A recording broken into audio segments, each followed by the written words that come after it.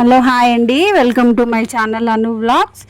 చల్లచారండి, మనం అందులో బజ్జీ వేసుకొని చేసుకుంటాం కదా, చాలా బాగుంటుంది. ఇది అమ్మమ్మలు నానమ్మల కాలంలో ఈ రెసిపీని చాలా ఓపిక్గా చేసుకునేవాళ్ళు. ఇది నేను మా అమ్మమ్మ దగ్గర నేర్చుకునే రెసిపీ అండి. 2 కప్పుల పెరుగుని తీసుకొని దాన్ని బాగా బీట్ చేయాలి, లిక్విడ్ లాగా అయిపోవాలి. పెరుగు గడ్డలు గడ్డలుగా ఉండొద్దు. అందులో 1/2 కప్పు శనగపిండి వేసుకొని బాగా కలుపుకోండి. ఒకే డైరెక్షన్లో కలపాలి, ఇష్టం ఉన్నట్టు కలపొద్దు.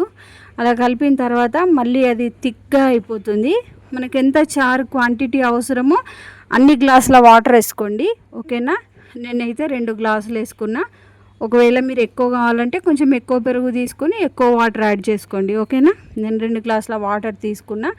ఇది తీసి మళ్ళీ కలిపి పక్కన పెట్టుకోండి. ఇంకో గిన్నెలో మళ్ళీ 1 కప్పు శనగపిండి వేసుకొని అందులో కొద్దిగా నీళ్ళు వేసుకుంటూ మళ్ళీ విస్కర్తో ఈ విధంగానే రొటేట్ చేయాలి. ఎట్లా అంటే ఒక ఉండ కూడా ఉండొద్దు పిండిలో, ఓకేనా. నేను చూపిస్తున్న విధంగా ఒక గిన్నెలో నీళ్ళు వేసి ఈ పిండిని అందులో వేసినప్పుడు ఆ పిండి కిందకి వెళ్ళిపోతుంది, ఓకే. ఒక చిన్నగా కొద్దిగా లిటిల్గా ఇంగువ, కొద్దిగా ఉప్పు వేసి మళ్ళీ బీట్ చేయాలి, బాగా కలపండి. కలిపిన తర్వాత మళ్ళీ గిన్నెలో పిండి వేసి చూడండి.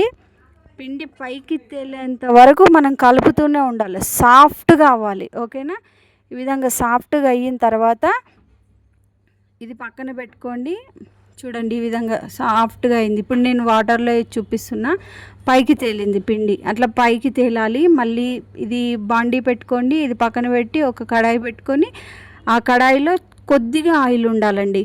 బజ్జీ వేసినప్పుడు ఒక సగం బజ్జీ పైన ఉండాలి, సగం బజ్జీ ఆయిల్లో ఉండాలి, ఓకేనా. చూపిస్తున్నట్టు చూడండి, పైన బుడగలు వస్తుంది కదా, ఆ విధంగా రావాలి. మొత్తం బజ్జీ మునగొద్దు, ఓకేనా. ఈ విధంగా టర్న్ చేసుకొని మనం మంచిగా ఫ్రై చేసుకోవాలి. బాగా బ్రౌన్ వచ్చేంత వరకు ఉండొద్దు, ఓకేనా.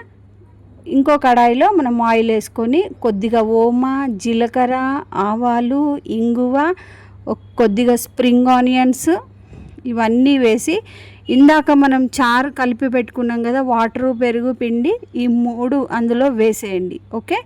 ఈ పోపులో ఈ చారు వేసిన తర్వాత మళ్ళీ ఒకసారి బాగా కలపాలి. మనం వెంబటే కలుపుతూ ఉండాలి. ఆలోపు మనం బజ్జీ వేగిపోయినాయి చూసుకుందాము.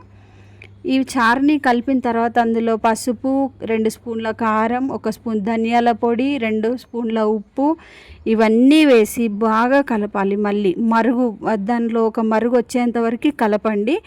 ఇట్లా కలుపుతూ ఉంటే అది పైన ఇట్లా నురగలు వస్తుంది కదా, అంటే అది మరగడం స్టార్ట్ అవుతుంది. ఈలోపు మనం ఈ బజ్జీలను తీసుకొని ఈ బజ్జీలను అందులో వేయాలి, ఓకేనా. బజ్జీ చూడండి ఏ షేప్ వచ్చింది అంటే మనం ఆయిల్లో పైన ఉంది కదా, కరెక్ట్ షేప్ రావాలి ఇట్లా, ఓకేనా.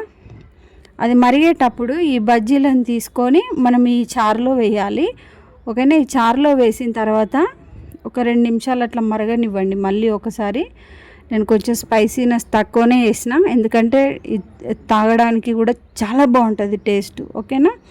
2-3 పచ్చిమిరపకాయలు, మళ్ళీ కొద్దిగా కొత్తిమీర, ఈ 2 వేసుకొని మళ్ళీ ఒక 5 మినిట్స్ అట్లా మరగనివ్వండి. ఎందుకంటే ఇందులో ఉన్న మసాలాలు, బజ్జీ ఇవన్నీ